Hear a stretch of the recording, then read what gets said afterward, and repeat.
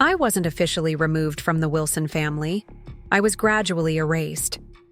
Like the fading of a photograph left too long in the sun, my presence in my husband's family dimmed with each gathering, each inside joke, each group text I was mysteriously left out of. But nothing made it clearer than seeing that glossy Christmas card with everyone.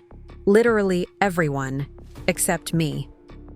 "Maybe the photographer just missed you," Jason said, barely looking up from his phone as I stood frozen in our kitchen, staring at the picture of his family, his parents, George and Diana, his sisters Natalie and Brittany, their partners, even the family dog, all arranged perfectly in matching cream sweaters against the backdrop of Mount Hood.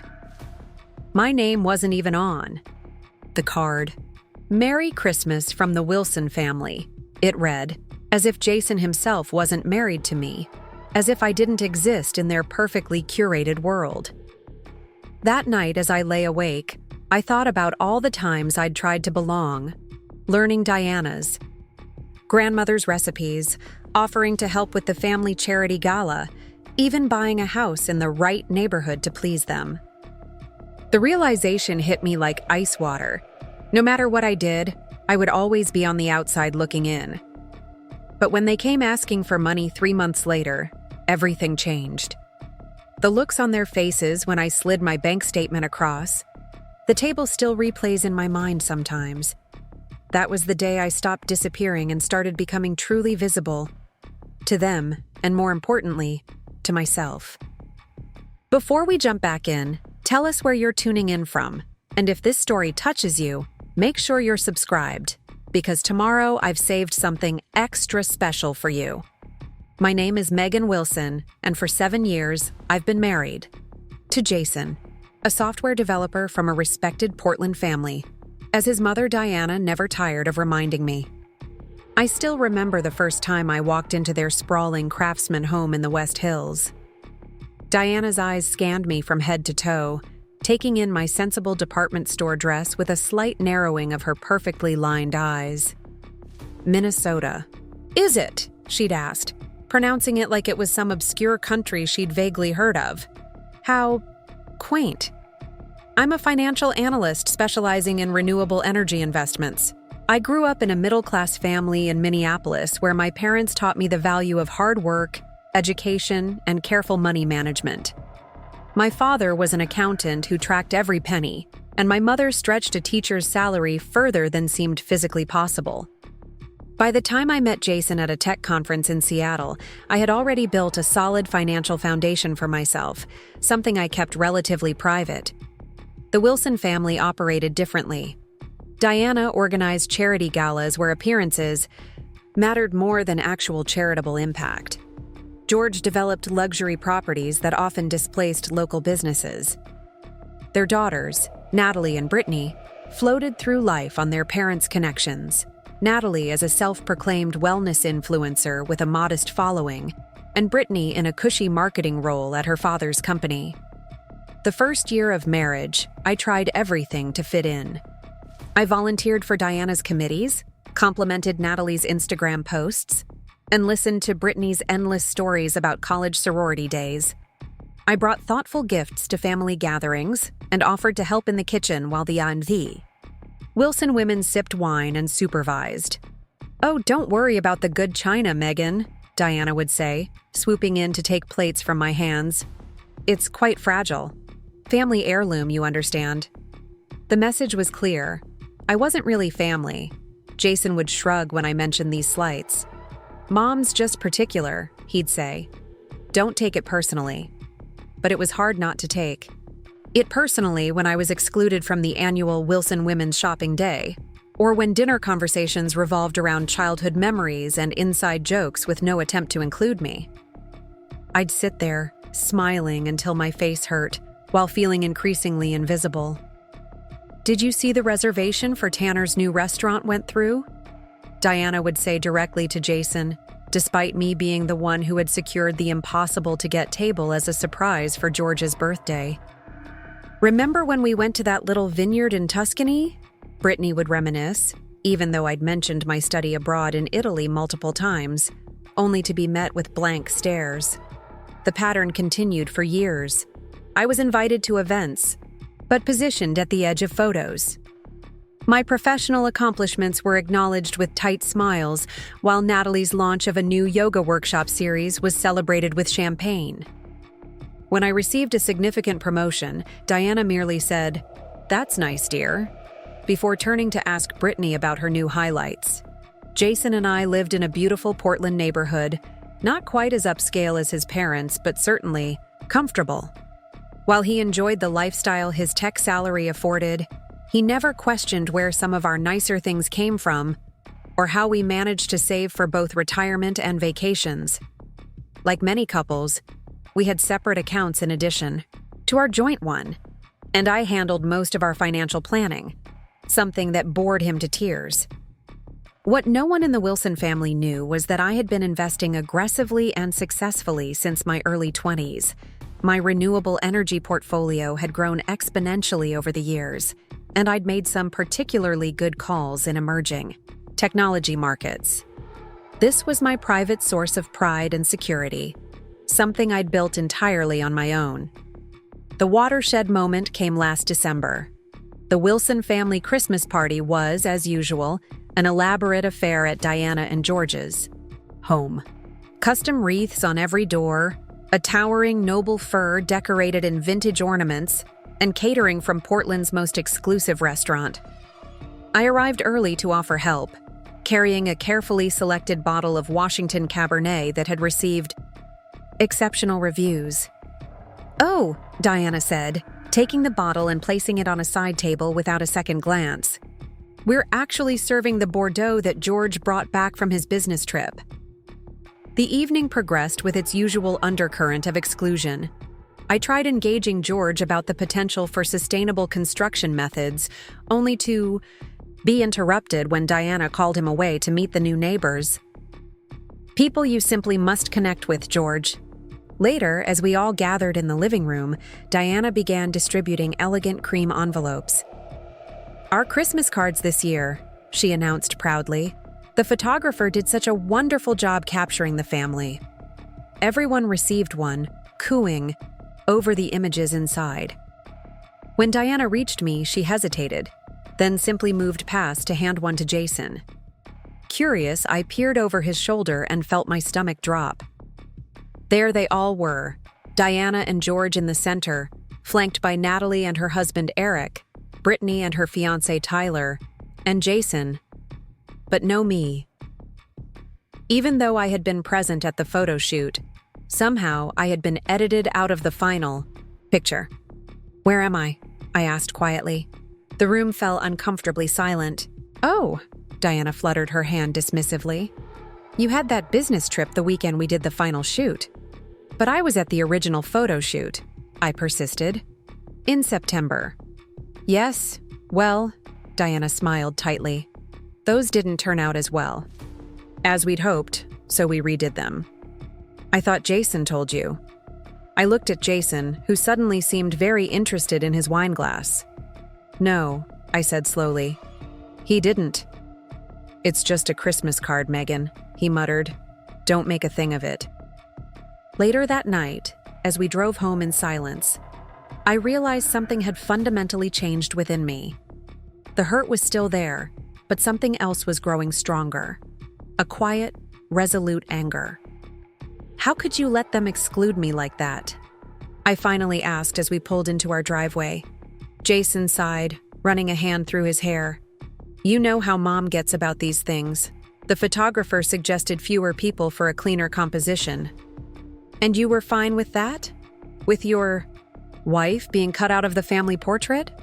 "It's not like it was a real family portrait," he argued weakly. "It's just for the Christmas card. That goes out to hundreds of people," I pointed out, "with a message that says from the Wilson family. Last I checked, I was part of this family too." "You're being oversensitive," he said, using the phrase that had become his default response to my concerns. "Mom went through a lot of trouble organizing everything, and I've gone through a lot of trouble trying to be accepted by your family for 7 years," I said, my voice surprisingly steady. "I'm starting to wonder why I bother." He had no answer for that. That night, as Jason slept beside me, I made a decision. I would stop trying so hard. No more bending over backward for people who would never see me as one of their own. No more pretending the small cuts didn't bleed. I would focus on my career, my own friends, my own life. And I would start being more transparent about my financial success, at least to myself. No more downplaying my achievements to make others comfortable. What I didn't realize then was that the Christmas card incident was just the beginning. The real test of my resolve and my marriage would come 3 months later when George Wilson's perfectly constructed world began to crumble. The first hint that something was wrong came in late February. We were having one of our obligatory Sunday brunches at Diana and George's house. I noticed George looking tired, the usual bombastic energy replaced by a subdued quietness. He barely touched Diana's elaborate spread and excused himself early to check some emails. Preparing and narrating this story took us a lot of time, so if you are enjoying it, subscribe to our channel. It means a lot to us. Now back to the story. Diana maintained her perfect hostess demeanor, but there was a tightness around her eyes that hadn't been there before. Natalie and Brittany seemed oblivious, chattering about Brittany's upcoming wedding and Natalie's plans to launch a wellness retreat experience. As we were leaving, Diana pulled Jason aside for a private conversation. In the car, I asked what it was about. "Nothing important," he said dismissively. "Just some family business stuff." A week later, Jason came home late, looking troubled. He poured himself a generous whiskey before joining me on the couch. "Everything okay?" I asked. He hesitated, then sighed. "Dad's company is having some cash flow issues.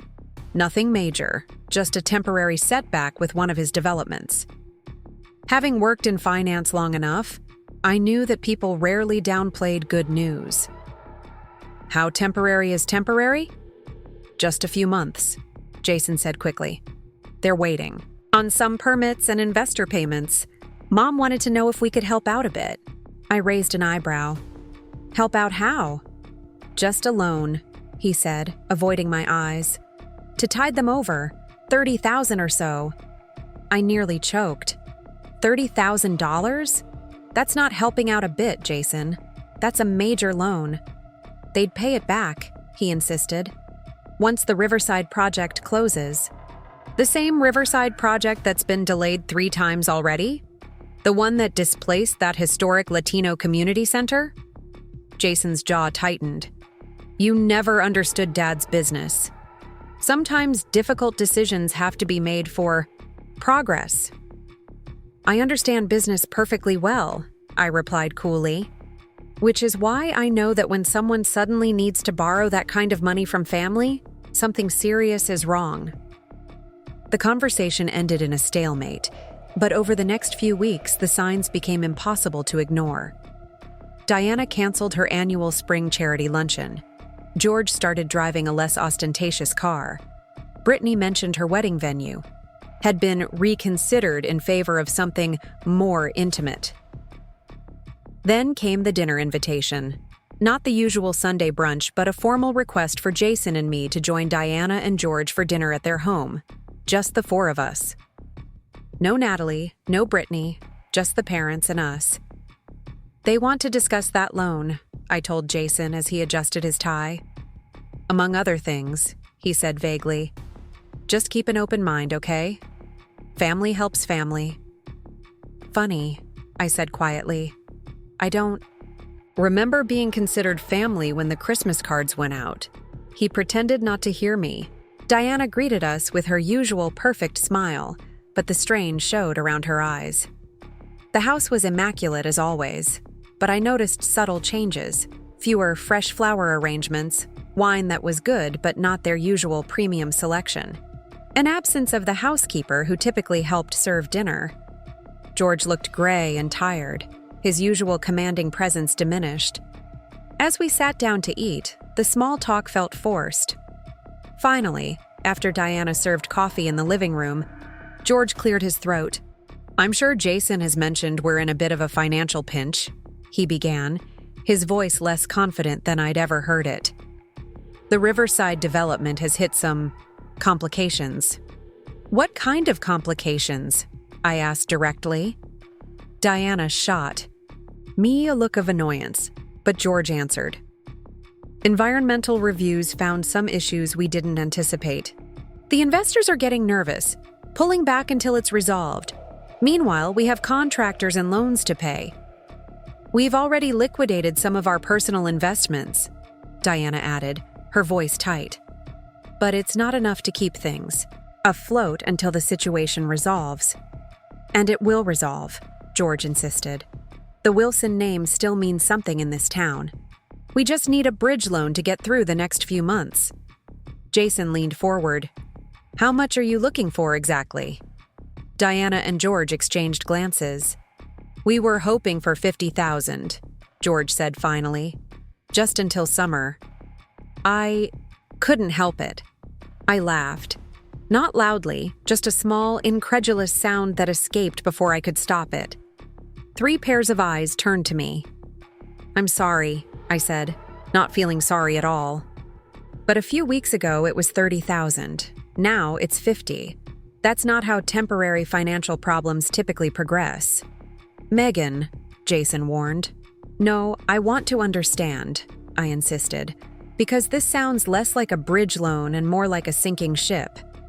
Diana's face flushed with anger. This is exactly why we hesitated to include you in this discussion. You've never understood our world, have you? Always on the outside, looking in with judgment. Her words hit exactly the sore spot she'd intended. But instead of shrinking, I felt something harden within me. You're right, Diana, I said calmly. I have always been on the outside, made to feel that way by you, specifically. So you can't have it both ways. Either I'm family, in which case I deserve honesty about what's really going on, or I'm not. In which case, why are you asking me for money? The room fell silent. Even Jason looked stunned. Perhaps, I continued, opening my purse and taking out a folder. We should all be more transparent. What is that? George asked, eyeing the folder. My personal financial statement, I said, sliding it across the coffee table. If we're discussing loans between family members, let's start with full disclosure on both sides. Jason looked confused. Megan, what are you doing? Showing your parents exactly who they're asking for money, I replied evenly. Open it. Diana reluctantly picked up the folder and opened it. Her eyes widened as she scanned the first page. She passed it to George, whose complexion went from gray to ashen. This can't be right, he stammered. It's all correct, I assured him. Verified by my accountant last month. The statement showed my personal net worth, nearly $2 million in diverse investments, property, and liquid assets, separate from the joint accounts I shared with Jason, separate from our home equity, money I had earned and grown entirely on my own. How is this possible? Diana asked, her voice barely above a whisper. You're just a what, Diana? I asked. An outsider? A nobody from Minnesota? A financial analyst who actually understands money management? Jason was staring at me like he'd never seen me before. You never told me you had this much in your personal accounts. You never asked, I replied simply. You were happy to let me handle our finances, but never showed much interest in how or why we were doing so well. I turned back to George and Diana. Now, about that loan. I'm willing to help, but I have conditions. First, I want to see the complete financial statements for both the Riverside project and your personal accounts. Second, I want a proper, legally binding loan agreement. Third, I want to understand exactly how this money will be used and when it will be repaid, George sputtered. That's not how family helps family. Really? I raised an eyebrow. Because from where I'm sitting, family doesn't edit family members out of Christmas cards. Family doesn't exclude people from gatherings or treat them as perpetual outsiders. So if we're suddenly family now that you need my money, we're going to do this my way. Diana's face had gone from shocked to coldly furious. "Jason, are you going to let her speak to us this way?" Jason looked torn, glancing between his parents and me. 7 years of marriage hanging in the balance of his next words. "I think," he said slowly, "that Megan has a point about transparency. If we're asking for that kind of money, it's reasonable to provide full information." Diana stood up abruptly. "I need a moment," she said, her voice shaking slightly as she left the room. George looked defeated. "The situation is worse than we've let on," he admitted quietly. "The environmental review found contamination at the Riverside site. Cleanup costs will be enormous. The investors aren't just nervous. Most have pulled out completely." "And your personal finances?" I pressed. He sighed heavily. "We've been living beyond our means for years. The housing market slowdown hit us hard in 2019, but Diana refused to downsize or change our lifestyle. We've been borrowing against our home equity, cashing out investments. The facade is crumbling." "Does Natalie know? Brittany?" "No," he said. "They've been insulated from financial reality their entire lives. Diana wanted to keep it that way." Jason looked stunned. "Dad, why didn't you tell me any of this?" "Your mother's pride," George said simply. "She couldn't bear the thought of appearing vulnerable, especially to me," I finished for him. "The outsider." "Yes," he admitted, looking ashamed for the first time. "Though I see now that was a mistake on many levels." Diana returned, her face composed once more.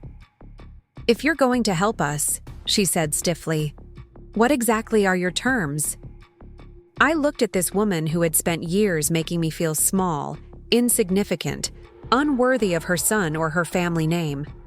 In that moment, I had a choice: use this leverage to hurt her as she had hurt me, or rise above.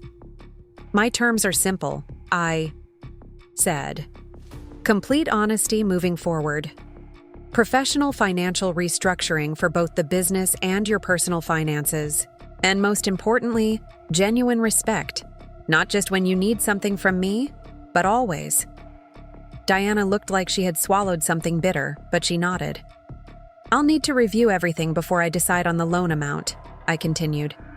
"And depending on what I find, it might make more sense for me to become an investor in the company rather than just providing a loan." George looked up sharply. "An investor? You mean with voting rights?" "Exactly," I said. "If I'm putting my money at risk, I want to say in how it's used." The rest of the evening passed in a blur of revelations. The proud Wilson empire was built on quicksand, over-leveraged properties, maxed-out credit lines, and a lifestyle that required constant cash infusion to maintain. By the time we left, I had a stack of financial documents to review, and Diana had barely spoken another word to me.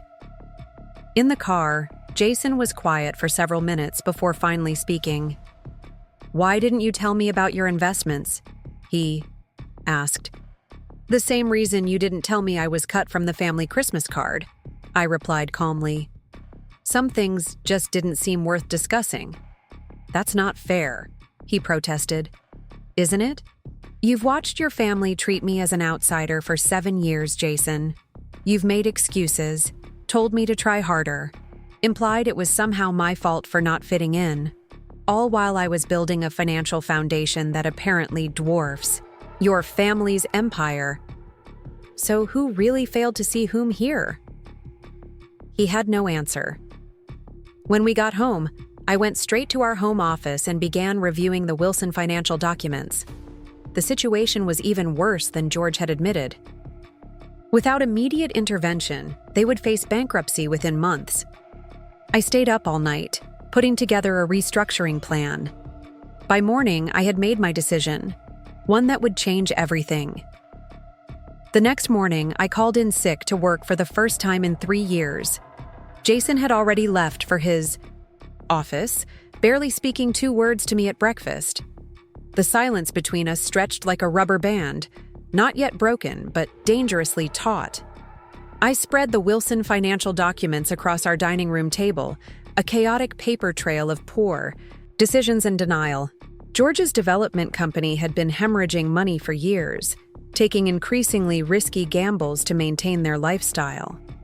The Riverside project wasn't just having permit issues, it was an environmental disaster, with soil contamination, that would require millions to remediate before any construction could begin. But what disturbed me most were Diana's personal bank statements. While the business faltered, she had maintained their social calendar without compromise. Monthly spa visits, designer clothing purchases, lavish dinner parties, all charged to credit cards that were now approaching their limits. There were also regular transfers to both Natalie and Brittany, substantial gifts that neither daughter apparently knew were coming from an empty well. My phone buzzed with a text from Diana. "Have you made a decision about our request?" The presumption in those words solidified something inside me. Not anger exactly, but a form of clarity I'd been missing for 7 years. I texted back, "Meeting. With my financial advisor today. We'll have an answer by tomorrow." I spent the day creating a comprehensive restructuring plan. By 5 o'clock, I had outlined a viable path forward for George's company and the family's finances, but it would require sacrifice from everyone involved. The Wilson standard of living would need to contract significantly. Assets would need to be liquidated. Pride would need to be swallowed. When Jason came home, he dropped his keys on the counter without meeting my eyes. "We need to talk," I said, quietly. "About what? The fact that my wife has been hiding millions from me? Or that my parents are apparently financial disasters?" His voice was brittle with hurt. "Both," I replied. "And about what happens next." We sat at the kitchen island, the evening light casting long shadows across the granite countertop as I laid out what I had discovered and what I proposed to do. "Your father's company can survive, but barely," I explained. "The Riverside project needs to be abandoned. It's a money pit. They'll need to sell the West Hills house and downsize dramatically. Your sisters will need to become financially independent. For the first time in their lives." Jason ran his hands through his hair. "Mom will never agree to sell the house. She might when she understands the alternative is bankruptcy." I pushed a spreadsheet toward him. "Look at these numbers, Jason. They're living on borrowed time and borrowed money." "And what about us?" he asked after a long silence. "What happens to us after this?" It was the question I'd been asking myself all day. 7 years of marriage, of trying to belong, of being politely rejected at every turn. And now this. The power dynamic completely upended in the course of a single evening. "That depends," I said honestly, "on whether you see me now, really see me." "What does that mean?" "It means I've been your wife for 7 years, but you've never stood up for me with your family, never truly made me feel like I belong at your side. I've been screaming silently for so long, and you've never heard me." He looked away. "They're my family, Megan. And what am I?" The question hung between us, unanswered. The next evening, we arrived at Diana and George's house for the follow-up meeting. I carried a leather portfolio containing my analysis and proposal. Jason walked slightly behind me, still caught in the uncomfortable space between husband and son. Diana opened the door with a tight smile. "Come in," she said, her voice deliberately pleasant.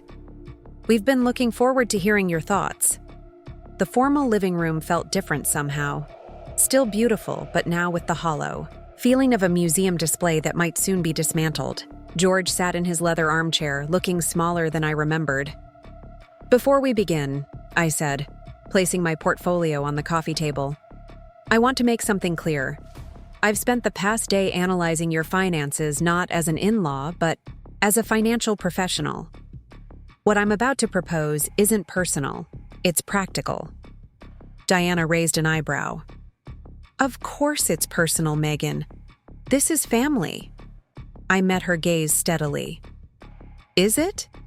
Because I've been part of this family on paper for 7 years. Yet I was literally erased from your Christmas card. So let's be honest. With each other, I'm offering professional help to people who have only considered me family when it became convenient. The room fell silent. Jason shifted uncomfortably beside me.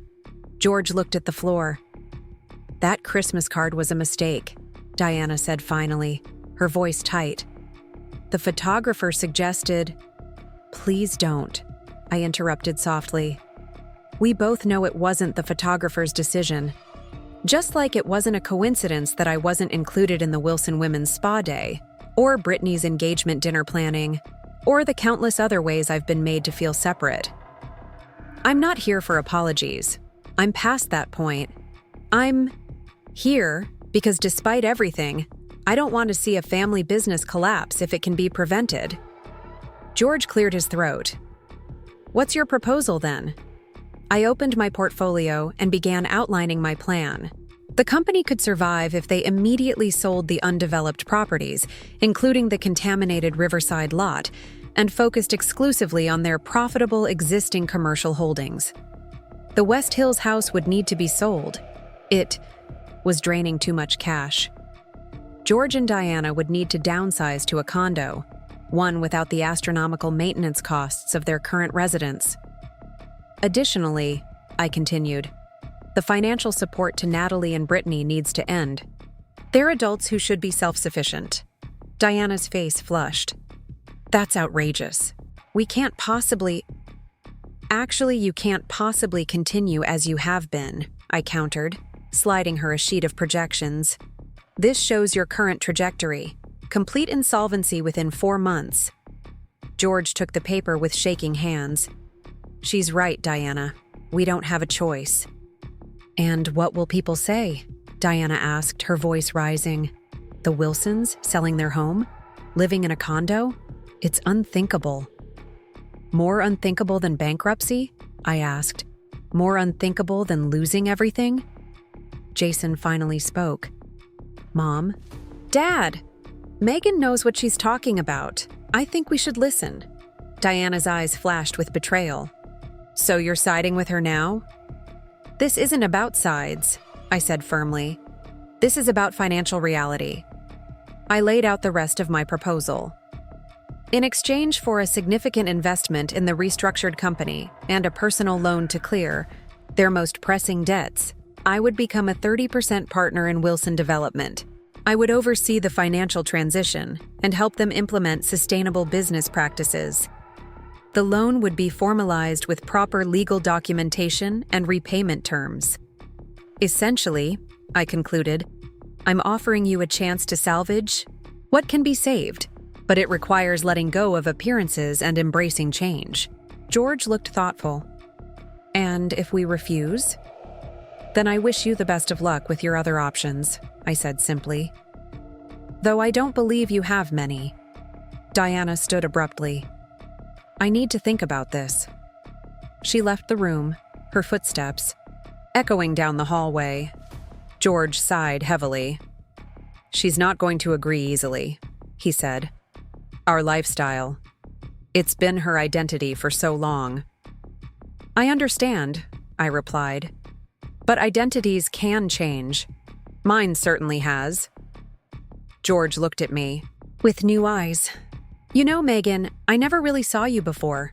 Diana always handled the social aspects of our life. I just followed her lead. That's been a pattern with the Wilson men, I said, glancing at Jason. A painful silence fell. Jason stared at his hands, unable to meet either of our eyes. Diana returned 20 minutes later, her face composed but eyes red-rimmed. If we do this, she said stiffly, I have conditions of my own. I'm listening, I replied. The house sale is handled discreetly. We tell friends it's a choice, not a necessity. The girls are told gently, not all at once. And she hesitated. You don't lord this over us. This situation, this power you suddenly have. I considered her words carefully. Even now, with everything crumbling, Her primary concern was appearances, what others would think, how the story would be told. "I have no interest in humiliating you, Diana," I said honestly. "But I won't continue pretending either. If we do this, the relationship changes. I'm not just Jason's wife who you tolerate at holidays anymore. I'm a business partner and financial advisor with a substantial investment at stake." Diana nodded stiffly. "I understand." "Do you?" I asked. "Because this means treating me with respect, including me, acknowledging my contributions. You can't take my money and my expertise while continuing to treat me as an outsider." Diana met my eyes directly for what felt like the first time in 7 years. "You drive a hard bargain, Megan, from Minnesota." "I learned from watching the best," I replied, holding her gaze. The tension in the room slowly transformed into something different. Not quite acceptance, but a reluctant recognition. Diana Wilson was finally seeing me. Not as the outsider, not as the unwanted addition to her perfect family, but as a force to be reckoned with. George extended his hand across the coffee table. "We have a deal then?" I shook it firmly. "We have a beginning." On the drive home, Jason was unusually quiet. I could feel the weight of unspoken words filling the car. "You're angry," I said finally, breaking the silence. "Not angry," he replied slowly. "More like disoriented. The woman who faced down my mother tonight isn't the same person I thought I married." "You're right," I agreed. "She's not. But maybe you never really knew who you married in the first place. Why didn't you tell me about your finances? About how successful you've been?" His voice held genuine confusion. I considered the question carefully. At first, it was habit. I grew up learning that financial privacy was important. Then, as time went on, it became clear that success and capability weren't valued traits for a Wilson wife. Your mother wanted someone decorative, someone who would defer to her wisdom. Your sisters wanted someone who wouldn't outshine them. And you wanted someone who wouldn't rock the boat. "That's not fair," he protested. "Isn't it? When have you ever encouraged me to stand out in your family? When have you ever proudly highlighted my accomplishments to them? When have you defended my place at your side?" He fell silent again, unable to provide examples because there were none. "I kept my financial success private because it was the one thing that was truly mine," I continued.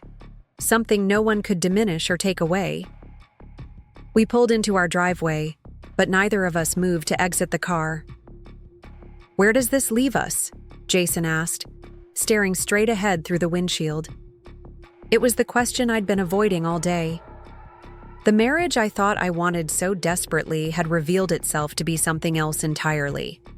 A one-sided compromise where I gave and gave while receiving little in return. "I don't know," I answered honestly. "But I think we both have some serious reflecting to do." The next morning, I woke early and made coffee, sitting at the kitchen island as dawn broke over Portland's skyline. Jason joined me, looking as though he hadn't slept well. "I've been thinking about what you said," he began, cradling his mug. "About me never standing up for you, never seeing you." I waited, giving him space to continue. "I think I've been a coward," he admitted. "It was easier to tell you that you were overreacting than to confront my mother's behavior.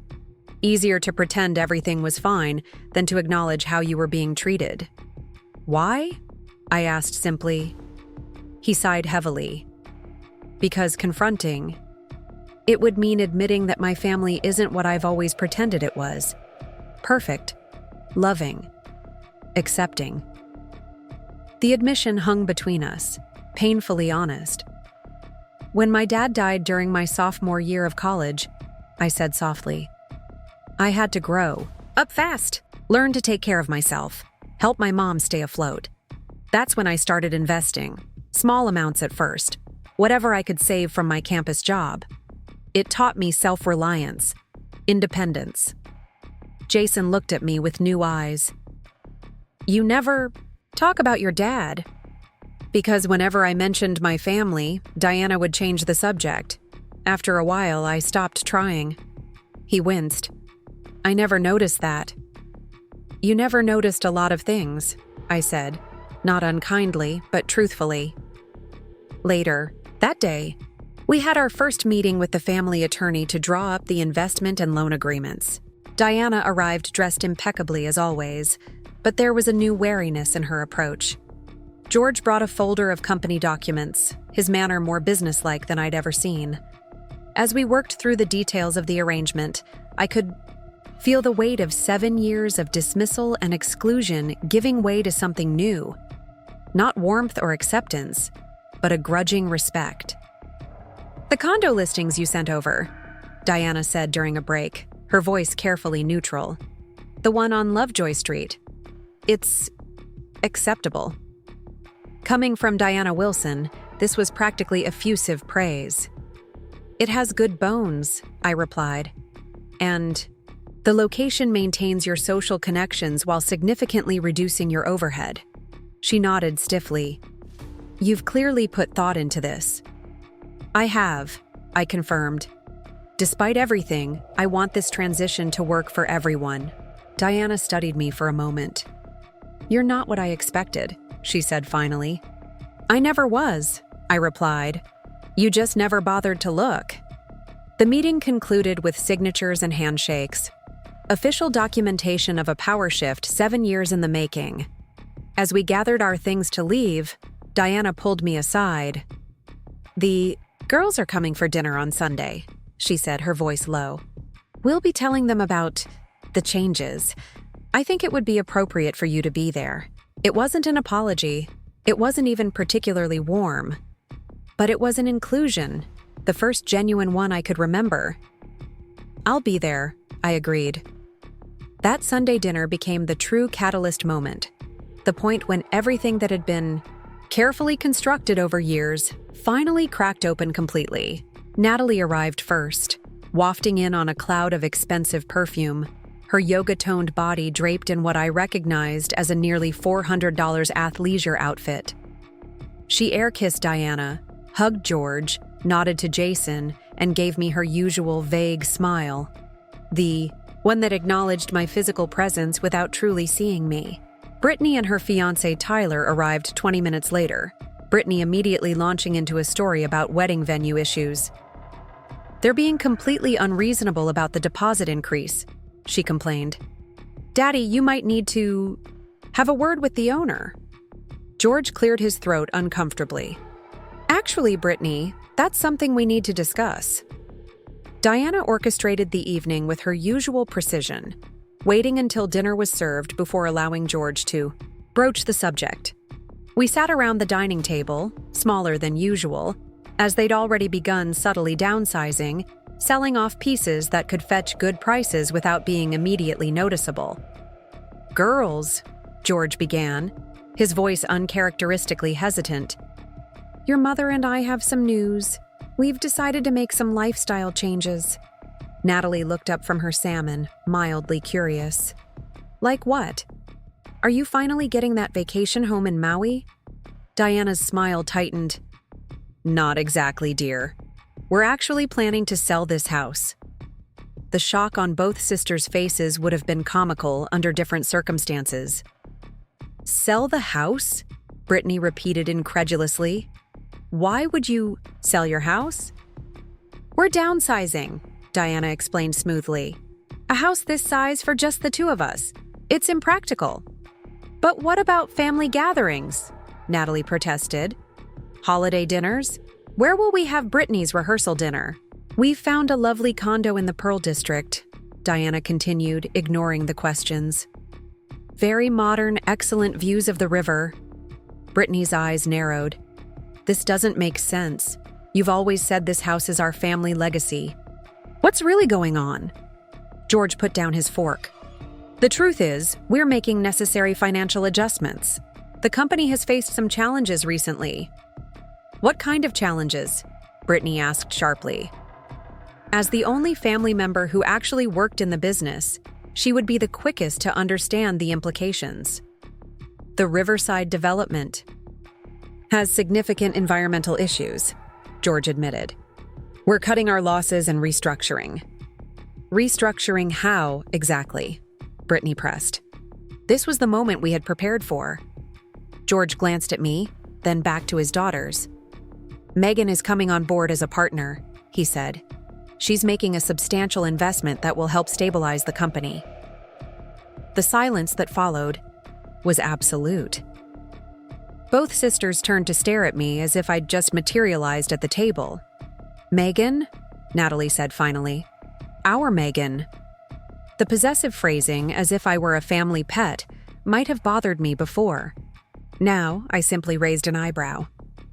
Yes, I confirmed. I'll be taking an active role in the company's financial management moving forward. Brittany's face flushed. But I work in the company. I'm family. If anyone should be stepping up, it should be me. Do you have $2 million to invest? I asked quietly. Her mouth opened, then closed. That's not fair, Natalie interjected. We didn't know things were this bad. If we had known... You would have what? Diana interrupted, suddenly showing the strain. Written a check from the account we fund every month? Contributed the proceeds from your barely profitable yoga classes? I had never heard Diana speak to her daughters this way. The look of shock on their faces confirmed this was new territory for everyone. Mom, Brittany gasped. I'm sorry, girls, Diana said, visibly pulling herself together. But things have changed. We need to be realistic now. There's more, George said, his voice gentle but firm. We'll need to discuss your monthly stipends. The temperature in the room seemed to drop 10 degrees. What stipends? Tyler asked, looking confused. Brittany shot him a warning look too late. The cat was out of the bag. You don't think I pay for everything on my part-time marketing salary, do you? She said with a nervous laugh. Tyler's expression shifted from confusion to hurt. Actually, I did. You told me you were saving for our future. I am, Brittany insisted. Just with help. Help that will be significantly reduced going forward, George clarified. We simply can't afford to continue at the current levels. But my wedding! Brittany's voice rose in panic. The deposits, the dress I've ordered, the honeymoon. The wedding will need to be scaled back, Diana said, the words clearly painful for her to say. Something more intimate. Natalie's face had gone pale. What about my wellness retreat launch? The investors' meeting is at the country club next month. I've already sent the invitations. Perhaps Megan could offer some financial planning. Advice, Diana suggested, looking at me with what appeared to be genuine deference, to help you both adjust to your new circumstances. It was a surreal moment. Diana Wilson asking for my help, acknowledging my expertise, including me in a family solution. 6 months ago, I would have been pathetically grateful for this crumb of acceptance. Now, I recognized it for what it was, a necessary adaptation to a new reality. Brittany turned to me, her expression a mix of desperation and lingering disdain. How could this happen? Dad's company has always been successful. Appearances can be deceptive, I replied evenly, both in business and in families. The pointed comment wasn't lost on anyone at the table. Jason shifted uncomfortably beside me. So what happens now? Natalie asked, her voice small. Do we all just become poor? I couldn't help but smile slightly. Not poor, Natalie. Just normal. Living within your actual means rather than borrowed ones. Easy for you to say, Brittany snapped. Apparently you've been secretly rich this whole time. Not secretly, I corrected. Just privately. There's a difference. Why didn't you tell any of us? She demanded. Would it have changed how you treated me? I asked simply. The question lingered in the air, unanswerable because we all knew the truth. If the Wilsons had known about my financial success from the beginning, their behavior would indeed have been different. Not out of genuine acceptance, but from the same self-interest that now forced them to include me. The dinner deteriorated after that. Brittany left in tears, Tyler following with a shell-shocked expression. Natalie stayed longer, peppering George with increasingly desperate questions about exactly how much her stipend would be reduced and when. Through it all, I sat quietly, watching the family mythology crumble in real time. The perfect Wilsons, with their perfect house and perfect lives, revealed as a carefully maintained illusion, one that had required my exclusion to sustain itself. As we prepared to leave, Diana pulled me aside again. "This isn't how I wanted them to find out," she said tightly. "How did you want it to happen?" I asked. "Another edited family portrait where the unpleasant realities are simply erased?" Her eyes flashed, but she controlled herself. "You're enjoying this, aren't you? Watching us fall apart?" I considered the question seriously. "No," I said finally. "I don't enjoy seeing anyone's pain, even yours. What I do appreciate is finally being seen for who I actually am." "And who is that, exactly?" she asked, a hint of her old condescension returning. "Someone who was worth knowing all along," I replied simply. "Someone who isn't going anywhere." On the drive home, Jason finally broke his silence. "I've never seen them like that, so exposed, vulnerable. People show their true selves in crisis," I observed. "Some rise to the occasion, others fall apart. And which am I doing?" he asked, a note of challenge in his voice. I glanced at him, this man I had married with such hope and optimism 7 years ago. "I don't know yet," I said honestly, "but I hope you're rising." When we arrived home, Jason stopped me at the door. "I want to apologize," he said formally, "for not seeing what was happening all these years, for not standing up for you." It was what I had wanted to hear for so long, yet now it felt hollow. Too little, too late. "Thank you," I said simply. Not ready to offer forgiveness, I wasn't. Sure, I felt. That night, as I lay awake, I thought about power, how it shifts, how it transforms relationships. For 7 years, I had been powerless in the Wilson family dynamic, constantly seeking approval that was strategically withheld. Now, the balance had tipped dramatically in the opposite direction. I wasn't naive enough to believe Diana's sudden inclusion was anything but pragmatic, yet it still represented a fundamental change. The true catalyst wasn't the Christmas card or even the revelation of my financial position. It was my decision to stop accepting less than I deserved, to stand firmly in my own worth regardless of their validation. Everything else had followed. From that moment of clarity, the Wilson family was forever changed, the comfortable mythology of their superiority shattered beyond repair. What would emerge from the debris remained to be seen. Monday morning arrived with a clarity I hadn't felt in years. I woke before the alarm, made a strong cup of coffee, and opened my laptop at the kitchen island while Jason still slept. The legal documents from our meeting would be ready to sign by the end of the week, but there was much to do before then. I began drafting a comprehensive transition plan for Wilson Development, not just financial restructuring, but a complete reimagining of what the company could become. For too long, George had focused on luxury developments with high margins but increasing risks. The contaminated Riverside property was just the most obvious example of corners cut in pursuit of profit. There was an opportunity here to pivot toward sustainable development, a growing market in Portland with strong community support and fewer regulatory headaches. I was deep in research when Jason emerged, bleary-eyed and uncertain. "You're up early," he observed, pouring himself coffee. "I have a lot to accomplish before my actual workday begins," I explained without looking up. "Right, your job." He sounded almost surprised, as if suddenly remembering I had a career independent of his family's drama. "Will you be keeping it, now that you're investing in my dad's company?" I finally looked up, studying him. "Of course. My career isn't a hobby, Jason. It's part of who I am." He nodded but seemed unsettled. "Everything's changing so fast." "Not everything," I corrected. "Just your perception of everything. The reality has been this way for some time."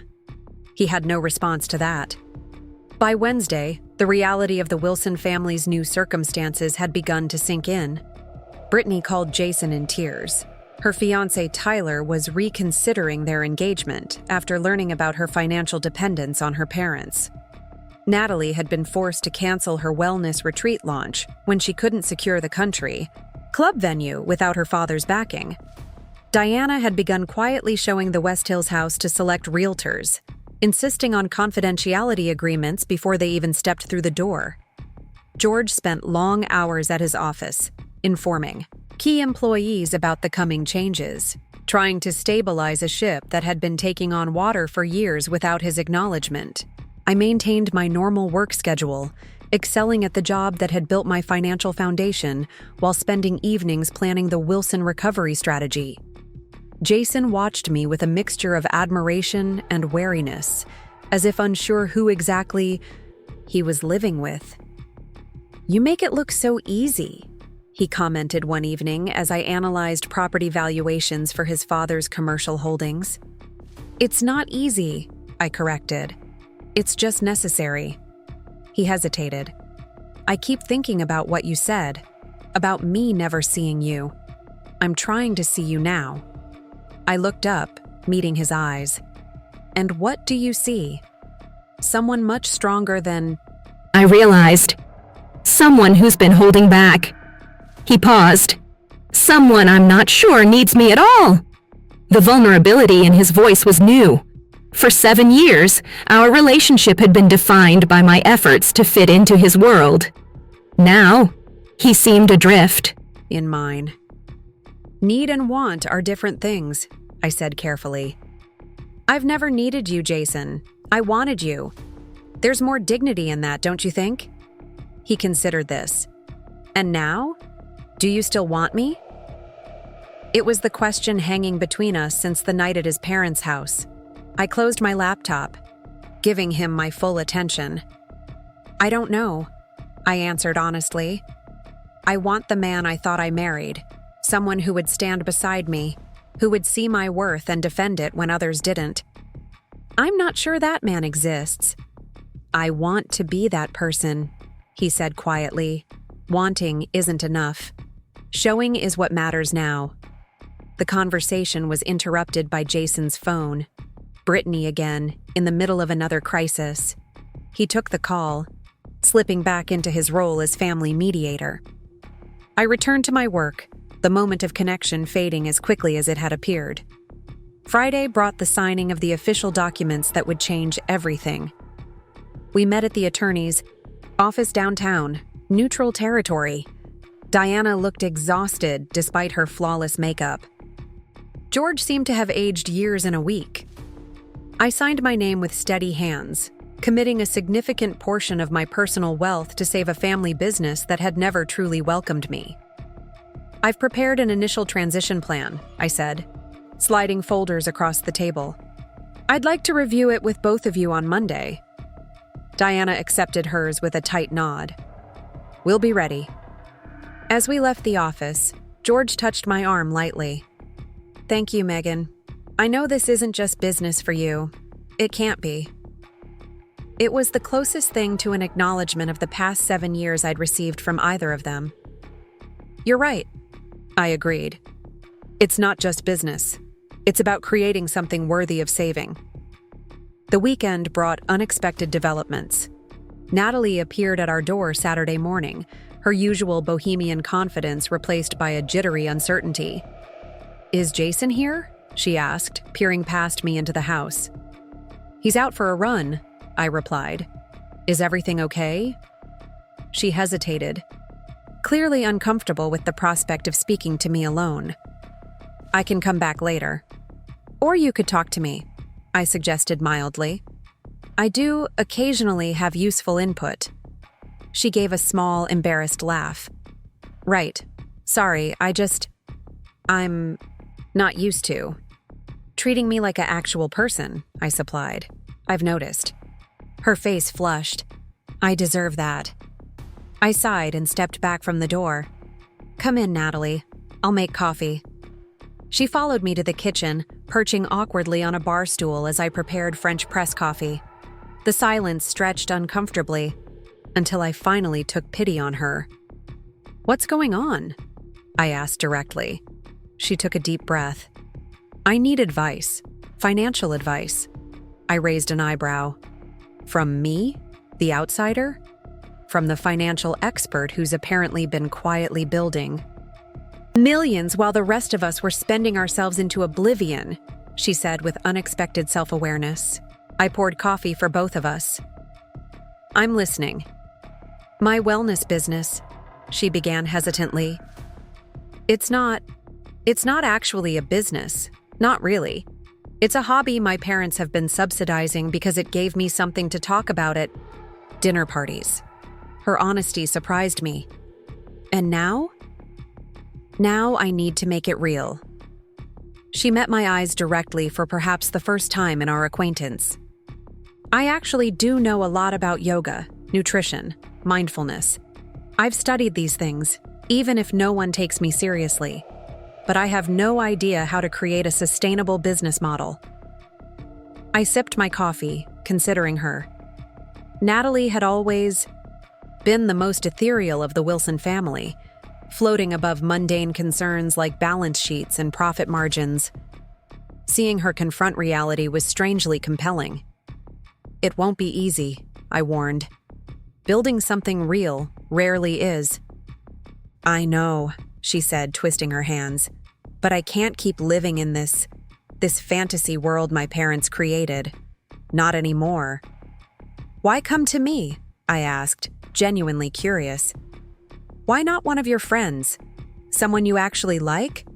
She winced at my bluntness. Because none of them know what they're doing either. We're all just playing at being adults while our parents foot the bill. Her self-awareness was unexpected and oddly touching. Okay, I said finally. I'll help you. But I need complete honesty about your finances, your skills, your actual client base. No more pretending. Relief washed over her face. Thank you. Really? I nodded. We'll start Monday after work. Bring all your financial records, such as they are. After she left, I sat contemplating this new development.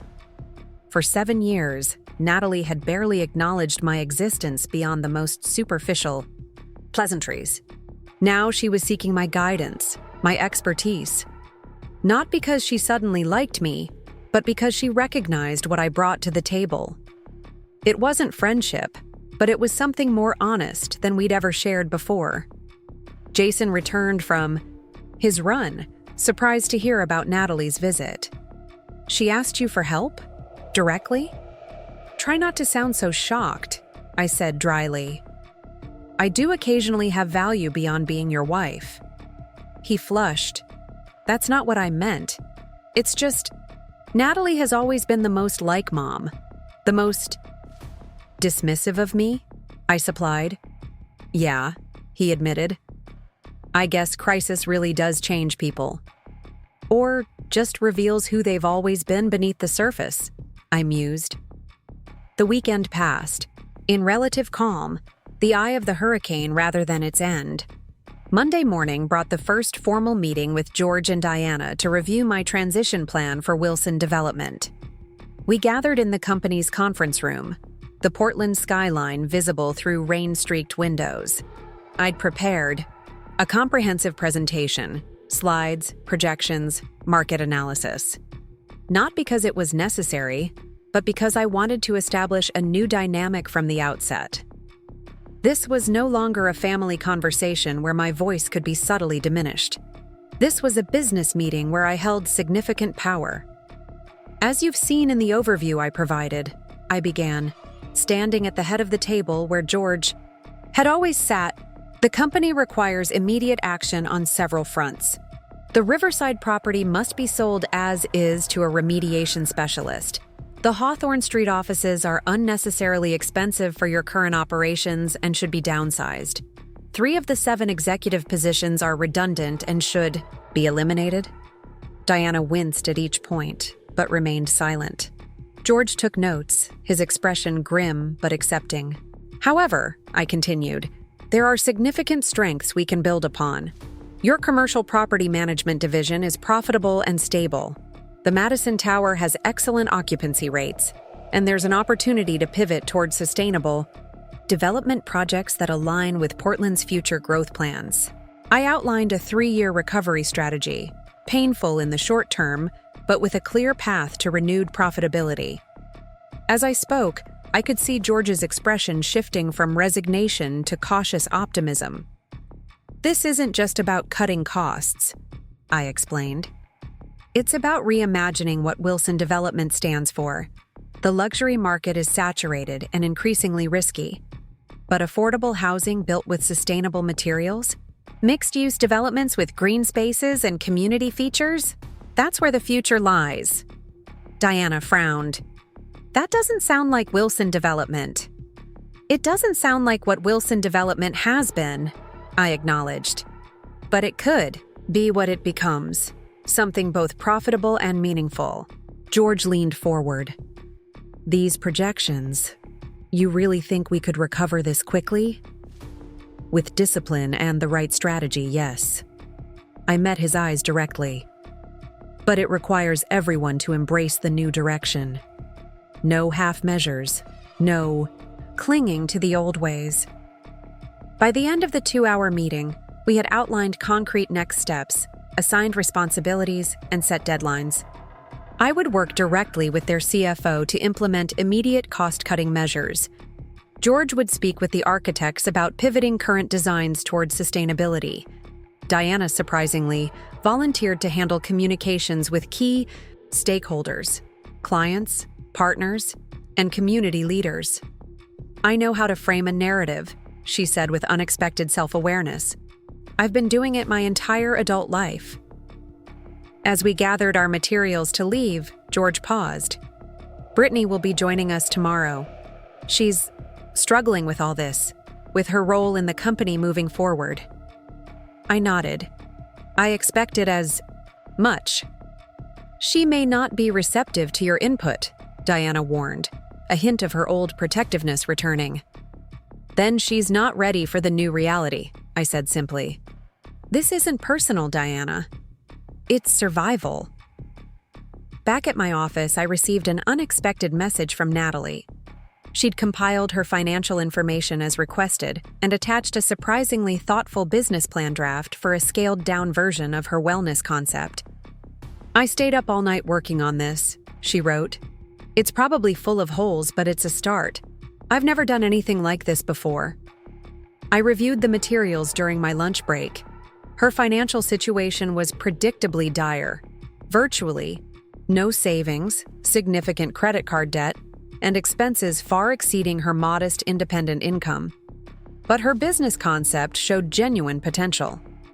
She'd identified a specific niche, mindfulness and stress management programs for corporate clients, and had already built relationships with several HR directors through her yoga classes. This has promise, I wrote back. Bring a revised cash flow projection to our meeting tonight. That evening, as I waited for Natalie to arrive, Jason watched me with curious eyes. What? I asked, catching his stare. You're different, he observed. More decisive, like you've stepped fully into yourself. I've always been this person, I replied. You just never had to see it before. He absorbed this. I think I like it, even if it scares me a little. Why would it scare you? He hesitated. Because I'm not sure where I fit in this version of your life. It was an honest admission, more genuine than anything he'd said in years. Before I could respond, the doorbell rang. Natalie had arrived, clutching a laptop and looking nervous but determined. We spent 2 hours at the dining room table, dismantling her fantasy business and constructing something viable in its place. She was surprisingly quick to grasp financial concepts when properly explained, and refreshingly willing to abandon impractical ideas when presented with evidence. "So I really need to focus on corporate contracts," she concluded as we reviewed her revised projections. "The individual sessions don't generate enough revenue to sustain the business." "Exactly," I confirmed. "One corporate wellness program is worth 20 private clients, and the overhead is lower." "This is actually making sense," she said, sounding almost surprised. "No one's ever explained business to me like this before." "Did you ever ask?" I countered. She looked embarrassed. "No, I just assumed. I don't know. That business was boring. That money would always be there." "Money is never just there," I said. "It's earned, invested, grown, or lost. Understanding that is the first step toward actual independence." She nodded thoughtfully. "Can I ask you something personal?" "You can ask," I said cautiously. "How did you do it? Build all this without anyone noticing? Without flaunting it?" The question revealed so much about the difference in our worldviews. In Natalie's experience, wealth existed to be displayed. In homes, clothes, vacations, the external markers of success. The concept of quiet wealth accumulation was foreign to her. "I wasn't hiding it," I explained. "I just wasn't showcasing it. There's a difference between privacy and secrecy." "But didn't you want people to know? To recognize your success?" I considered this. "The validation I need doesn't come from others. Recognition. It comes from looking at my account balance, knowing what I've built, what it enables me to do." She seemed to struggle with this concept. "I've spent my whole life trying to impress people, mainly my mother." "And how has that worked? Out for you?" I asked gently. She gave a rueful laugh. Point taken. As she gathered her things to leave, Natalie hesitated at the door. "I owe you an apology for the way I've treated you. We all do." "Yes," I agreed simply. "You do." She nodded, accepting this without protest. "I was thinking, maybe we could have coffee sometime? Not about business, just to talk." It was an olive branch, awkward but sincere. 7 years ago, I would have jumped at this first sign of acceptance. Now, I measured my response carefully. "Maybe," I said. "Let's see how the business planning goes first." She accepted this with surprising grace. "Fair enough." After she left, Jason approached me. "That was different." "Everything is different now," I replied. "That's what happens when illusions collapse." He nodded slowly. "I keep thinking about what you said, about wanting versus needing. I think I've been confusing the two my entire life." "How so?" "I thought I needed my family's approval, their way of doing things. I thought I needed to maintain peace at any cost." He met my eyes directly. "I never considered there might be something worth fighting for. And now? Now I'm wondering what else I've been wrong about." The next day brought the challenging meeting with Brittany.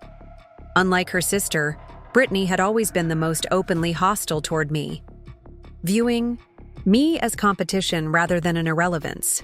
Where Natalie had simply looked through me, Brittany had actively worked to diminish me at every opportunity. She arrived at the Wilson development offices with defensive energy radiating from her. Her usual polish was intact, expensive haircut, designer clothes, perfect makeup. But there was a brittleness to her I hadn't seen before. "Let's get this over with," she said as we gathered in the conference room. George shot her a warning look. "Brittany, we're all making adjustments here." "Some more than others," she muttered, glancing pointedly at me. I opened my laptop calmly. "I've reviewed your position in the company, Brittany. Director of Marketing. And Client Relations is the official title, I believe." "That's right," she said, lifting her chin. "And your responsibilities include what, exactly?" Her eyes narrowed. I manage our brand identity, client outreach, event planning for property, launches. I'm the face of Wilson Development to many of our most important clients. I nodded, displaying a slide on the projector. Here's a breakdown of the marketing department's expenses versus measurable outcomes over the past 3 years. The graph was damning. Excessive spending with minimal return on investment. The most expensive initiatives, lavish property launch parties, glossy promotional materials, exclusive client events, showed almost no correlation with actual property sales or leasing success. These events aren't just about immediate sales, Brittany protested. They're about relationships, reputation. I understand the concept of relationship marketing, I replied evenly, but there needs to be eventual conversion. These numbers don't support the investment. George cleared his throat. Megan's right, honey. We've been operating on instinct and tradition rather than data. So what are you saying? Brittany demanded. That everything I've done for this company is worthless? I'm saying it's inefficient, I corrected. And inefficiency is something we can no longer afford. I outlined a restructured marketing approach, more digital presence, targeted outreach to specific investor groups, and a focus on the sustainable aspects of our new direction. The budget would be reduced by 60%. The team streamlined from 6 people to 3. This is ridiculous, Brittany snapped. You can't just walk in here and dismantle everything we've built. What you've built is falling apart, I said bluntly. Your father's company is months away from bankruptcy. These changes aren't optional. They're necessary for survival. And I suppose you're the only one who can save us? Her voice dripped with sarcasm.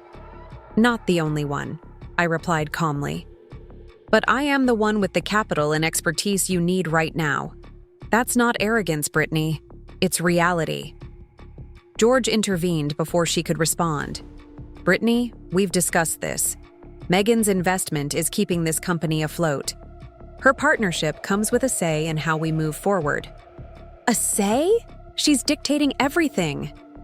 Brittany looked between her father and me, realization dawning.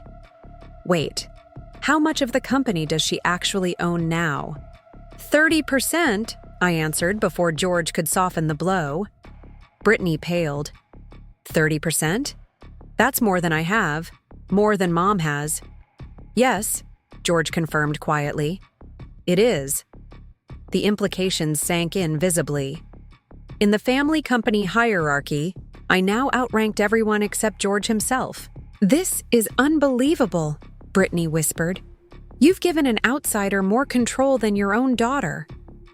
An outsider who's saving the company, George reminded her gently. And Megan isn't an outsider. She's family. The words hung in the air, 7 years too late, but still somehow meaningful. Brittany shook her head in disbelief, gathering her things and storming out without another word. George sighed heavily. That went about as well as expected. She'll adjust, I said, or she won't. Either way, the company moves forward. You're tougher than I realized, he observed. I've had to be, I replied simply. That evening, I arrived home to find Jason cooking dinner, something he rarely did. The kitchen smelled of garlic and rosemary, a bottle of wine already open on the counter. What's the occasion? I asked, setting down my bag. No occasion, he said, turning from the stove. Just trying something different. I raised an eyebrow. Different how? I've been thinking about what you said, about seeing you. Really seeing you. He handed me a glass of wine. I realized I don't even know your favorite meal. After 7 years of marriage. It was such a small thing, yet somehow significant. Butternut squash ravioli, I said after a moment. With sage butter sauce and a crisp green salad. He looked crestfallen. That's not what I'm making. I laughed, a genuine sound I hadn't heard from myself in weeks. It's the thought that counts. What are you making? Chicken piccata. It's probably terrible. Let me help, I offered, slipping off my heels. We worked side by side in the kitchen, finding an easy rhythm that had been missing for too long. Over dinner, he asked me questions about my day, my thoughts on the business restructuring, real questions that showed actual interest beyond politeness. Brittany called me after the meeting, he admitted as we cleared the plates. She's furious. I expected nothing less. She wanted me to control my wife, he said with a grimace. Those were her exact words. I stilled. And what did you say? I told her that ship had sailed, if it was ever in port to begin with. He met my eyes. I told her you know exactly what you're doing, and we'd all be better off listening to you.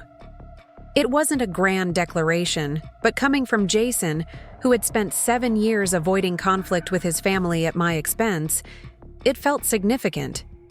Thank you, I said simply. He reached for my hand across the kitchen island. I meant what I said earlier about wanting to be the man you thought you married. I'm trying to see clearly now, to really see you. For the first time in months, I felt a flicker of hope for our marriage. Not because he was finally standing up to his family, but because he seemed to be standing up for himself, finding his own identity separate from the Wilson mythology. That night, as we lay in bed, not touching but somehow more connected than we had been in years, I realized the strategic response I had crafted wasn't just about saving a failing family business. It was about fundamental transformation of the Wilsons, of my marriage, and most importantly, of myself. The woman who had spent years seeking acceptance had been replaced by someone who no longer needed external validation. Someone who had found power not in wealth itself, but in the quiet confidence it had built within her. The coming weeks would test this new reality. Brittany's resistance, Diana's adjustment to diminished circumstances, George's willingness to embrace a new vision for his company. But for the first time, I wasn't concerned about whether they would accept me. I had finally, truly accepted myself. The Portland rain had finally given way to tentative spring sunshine when the first real test of the new Wilson family dynamic arrived. 3 weeks into the restructuring plan, Diana called with news that the West Hills house had received a solid offer, slightly below asking price but clean, with minimal contingencies. The reality of their downsizing was no longer theoretical, but imminent.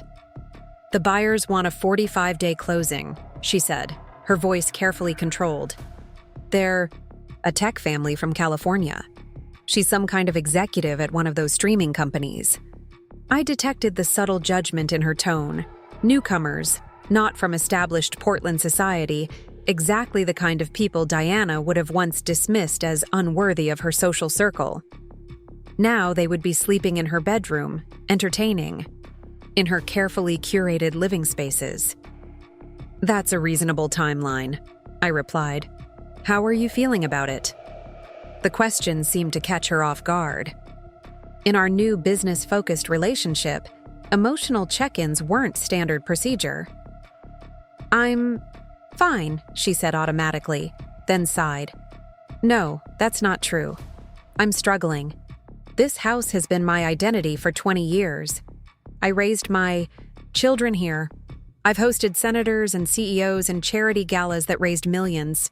And now I'm supposed to be happy about moving to a condo with no garden and neighbors on the other side of the wall. Her candor surprised me. Diana Wilson admitting vulnerability was like witnessing a rare celestial event. It's not about being happy, I said carefully. It's about accepting change with grace. You're good at that, presenting the right image, even when things are difficult. She made a sound that might have been a laugh. Is that a compliment or criticism? Neither, just an observation. I paused. The condo has floor-to-ceiling windows and a terrace. You could create a container. Garden, something manageable but beautiful. Different, but still yours. Another pause. That's actually a thoughtful suggestion.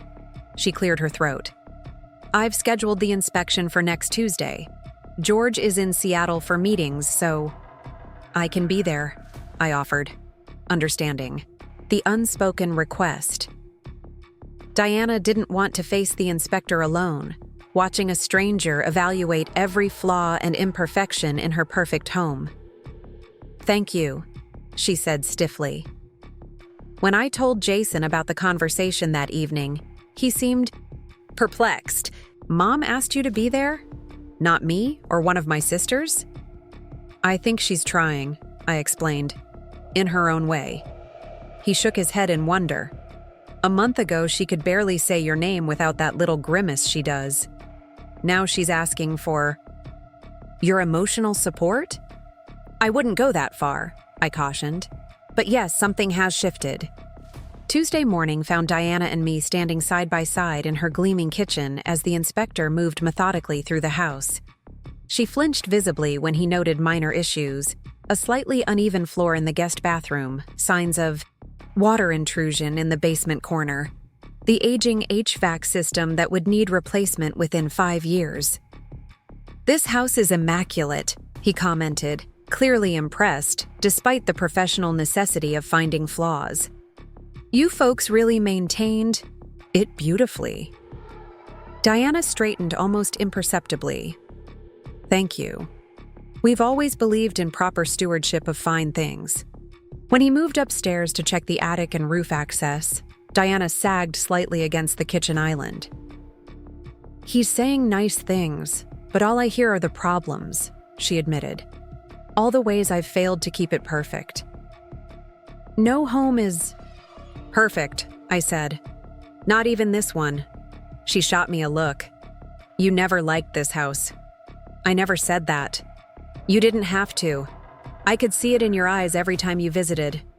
Too formal, too traditional, too much." Her perception surprised me. I'd thought my feelings about the Wilson home were carefully concealed beneath polite compliments.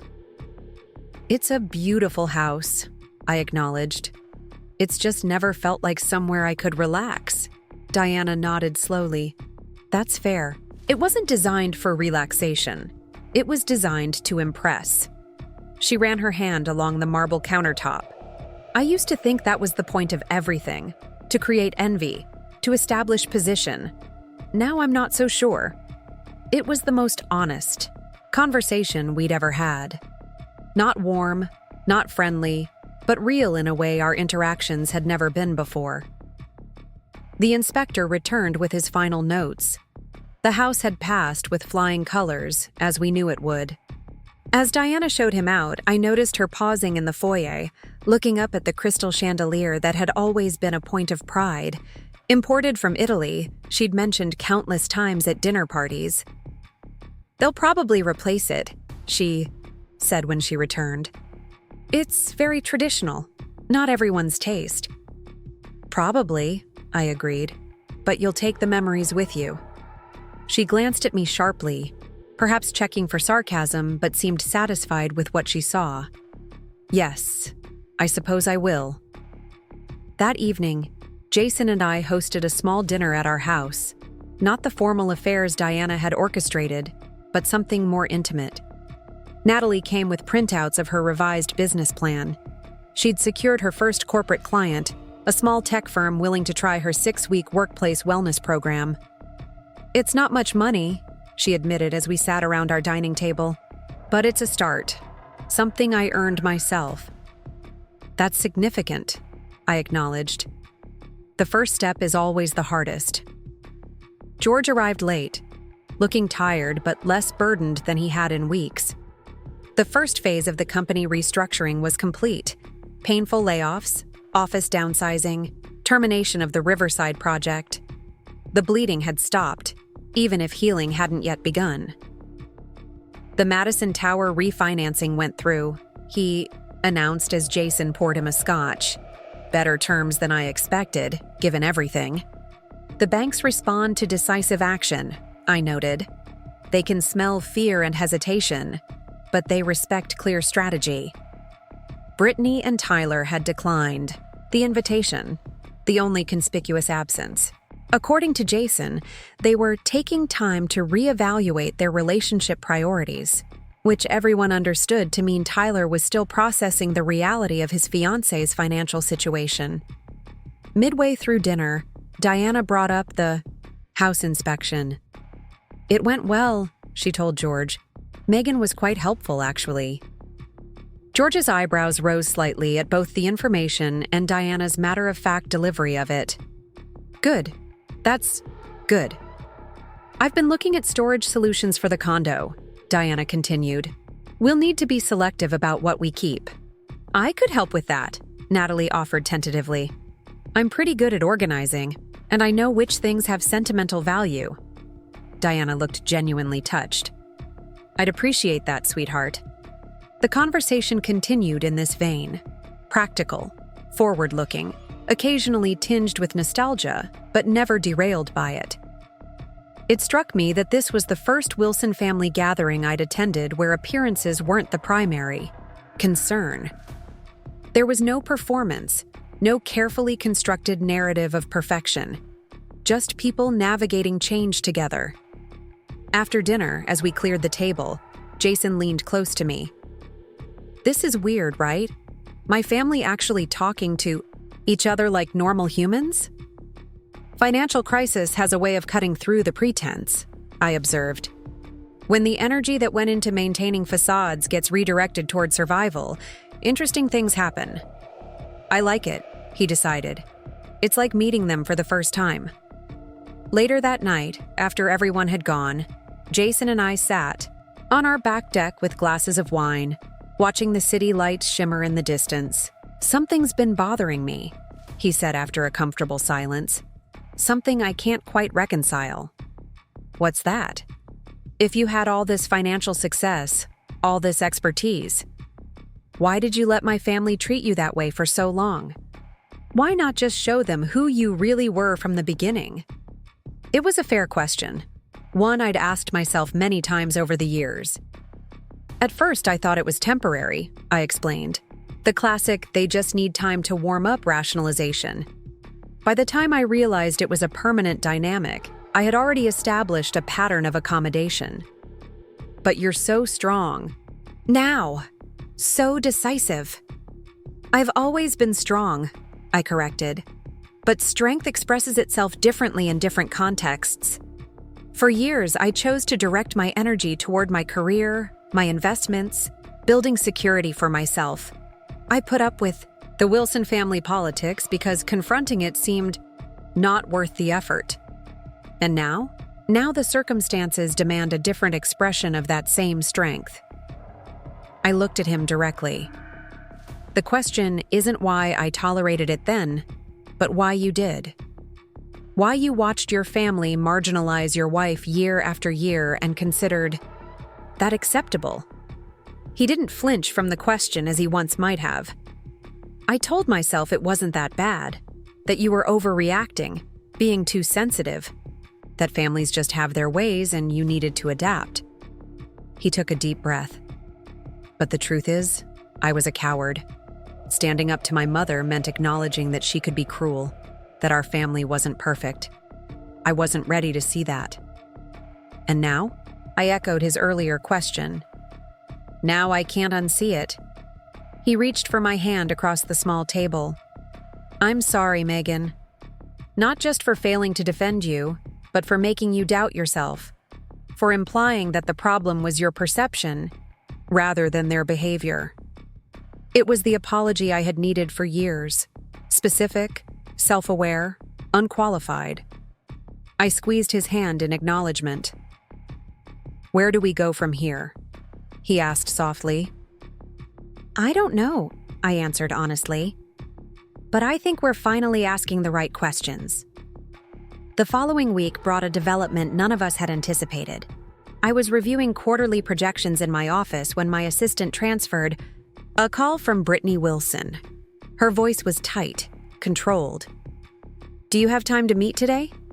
There's something I need to discuss with you." Intrigued, I agreed to see her that afternoon. She arrived at my office precisely on time, dressed in the sleek professional attire she favored, but with subtle differences.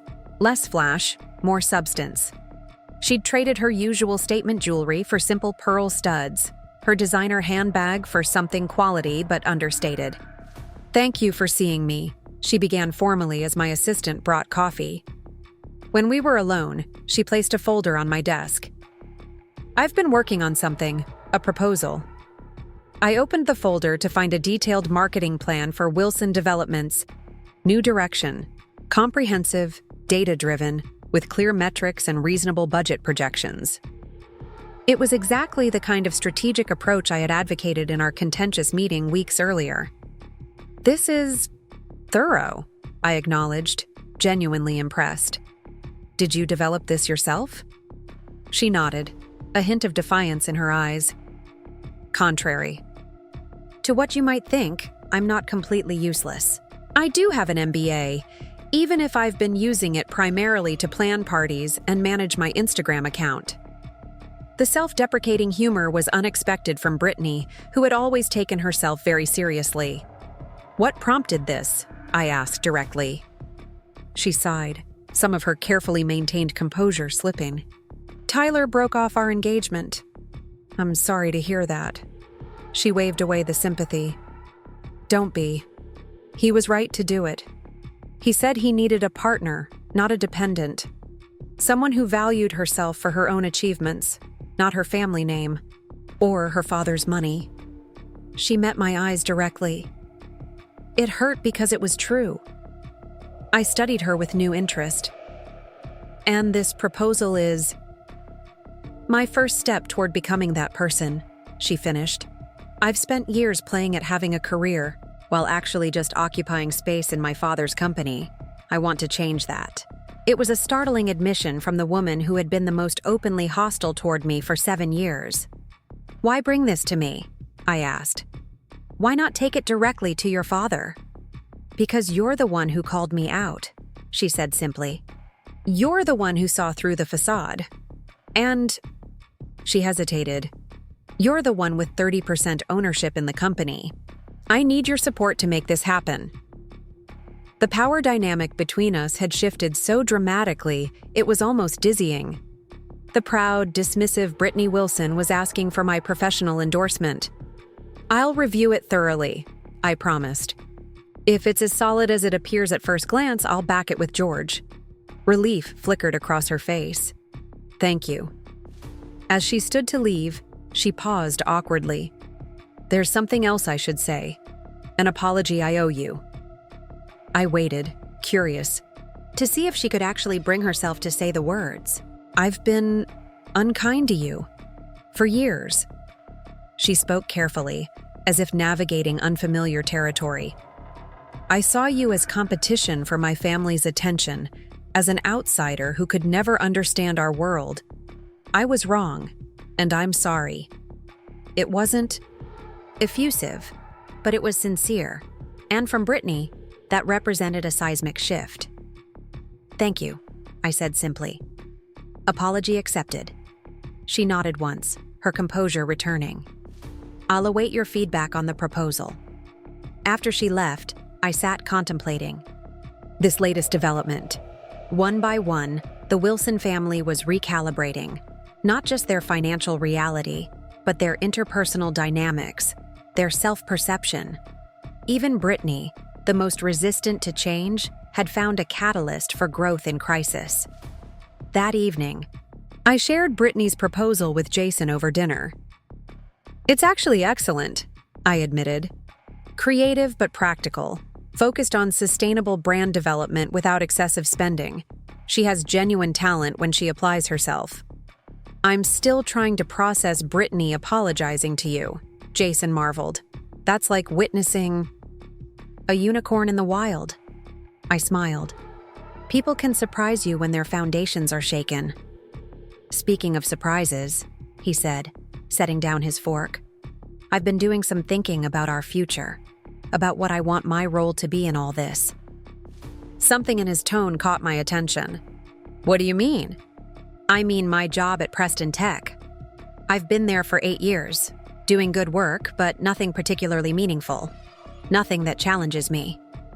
"You're considering a change?" I asked, genuinely surprised. Jason had always valued stability, predictability. I've applied for a position with Green Harbor Development, he said. They're doing affordable, sustainable housing projects in underserved communities, the kind of work that actually makes a difference.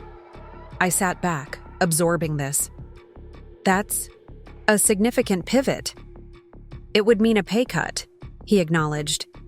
But after everything that's happened, after seeing how my family's pursuit of status and wealth brought them to the brink of disaster, I want something different.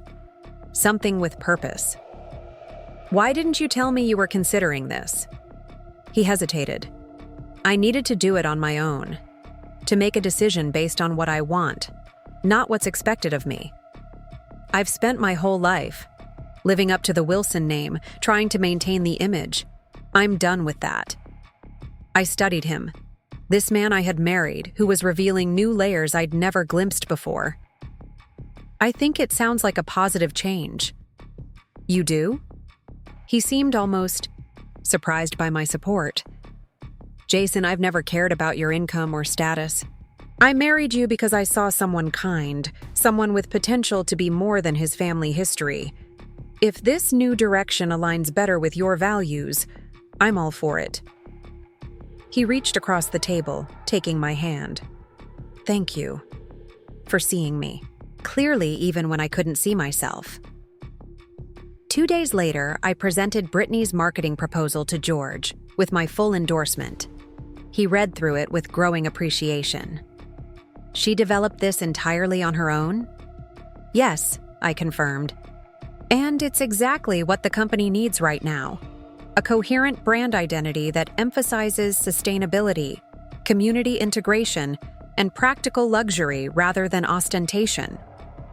I had no idea she was capable of this level of strategic thinking, he admitted. Maybe you never gave her the chance to show it, I suggested. When expectations are low, people often perform to that standard. He looked chagrined. You might be right about that. The implementation of Brittany's plan became phase 2 of the Wilson development restructuring. She threw herself into the work with unexpected dedication, arriving early, staying late, collaborating effectively with the reduced marketing team. The performative aspects of her personality receded as her genuine capabilities emerged. 1 month after our initial meeting, the Wilson family gathered for another milestone: Diana and George's move to their new condo in the Pearl District. The West Hills house had sold smoothly, and while the proceeds largely went to debt reduction, they had enough to purchase a modern 3-bedroom unit with views of the Willamette River and Mount Hood beyond. Diana had approached the downsizing with surprising thoroughness, working with Natalie to sort through decades of accumulated possessions. The most valuable antiques were sold to private collectors, family heirlooms carefully distributed among the children, excess furniture donated to a women's shelter Diana had supported for years. It's liberating in a way, she admitted as we helped arrange furniture in the new space. All those things I thought were essential. Most of them were just weighing me down. The condo was sleek and bright, with walls of windows and an open floor plan that felt contemporary without being cold. Diana had kept her favorite pieces: the Italian dining table, George's leather chair, select artwork that held genuine meaning rather than just status value.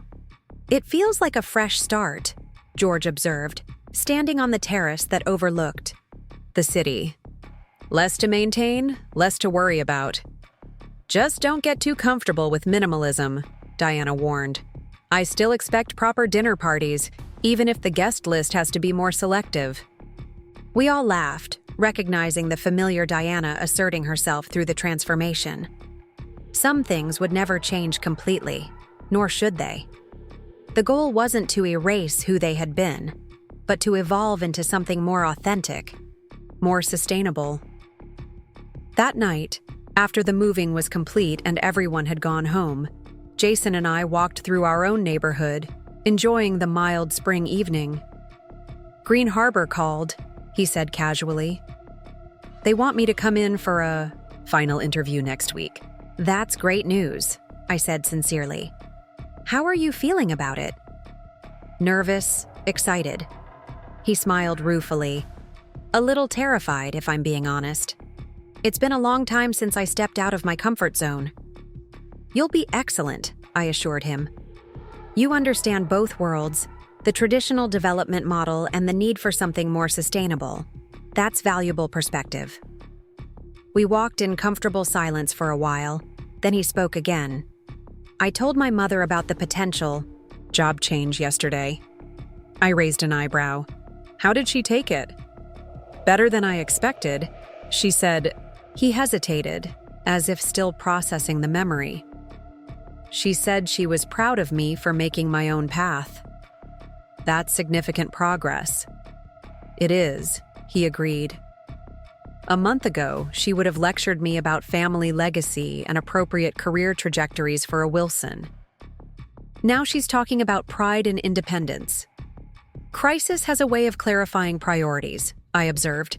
Sometimes we need to lose the external trappings to rediscover what actually matters. Speaking of what matters, Jason said, stopping on the sidewalk and turning to face me. We haven't really discussed us. Where we stand, where we're going. Or it was the conversation we'd been circling for weeks, both of us perhaps afraid to push too hard or move too quickly. No, I acknowledged. We haven't. I want to try, he said simply. Not to go back to what we were. That wasn't working. Even before all this. But to build something new, something honest. What would that look like to you? I asked. He considered this seriously. Partnership. Real partnership, where we both bring our full selves to the table. Where I see you clearly and stand beside you, not behind my family. Where we make decisions together about our future. That sounds promising, I said cautiously. But words are easy. Living it daily is harder. I know, he acknowledged. And I don't expect you to trust me immediately. I have to earn that back. But I'm asking for the chance to try. I studied him in the fading light, the earnestness in his eyes, the new confidence in his posture. He was changing, as was I. The question was whether we were changing in compatible directions. I'm willing to try, I said finally, but slowly. One day at a time. Relief washed over his face. That's all I'm asking for, a chance.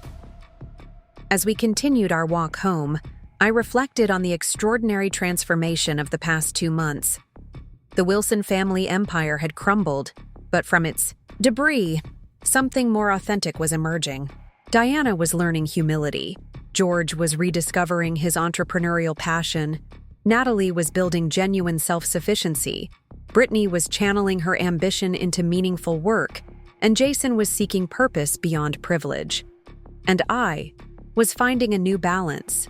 No longer the outsider desperately seeking inclusion, nor the financial savior wielding power over those who had hurt me.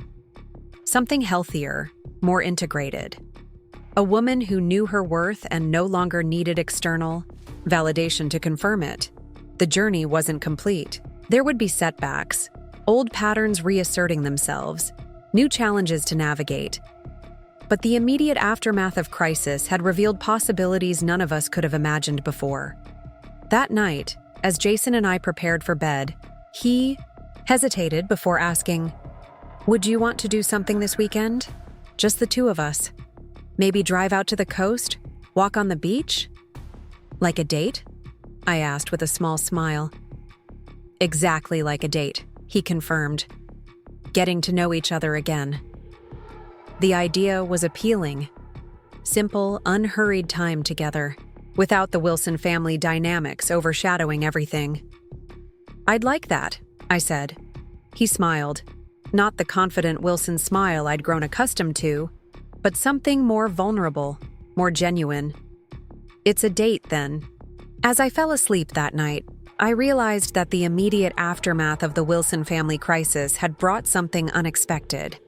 Not just financial restructuring or social recalibration, but the possibility of authentic connection. With Jason, with his family, and most importantly, with myself. The woman who had been edited out of the Wilson family Christmas card had emerged not just visible, but fully dimensional, respected not for who she had married or what she owned, but for who she was. The journey ahead would have its challenges, but for the first time in 7 years, I was walking it on my own terms, in my own strength, and that made all the difference. Up next, you've got 2 more standout stories right on your screen. If this one hit the mark, you won't want to pass these up.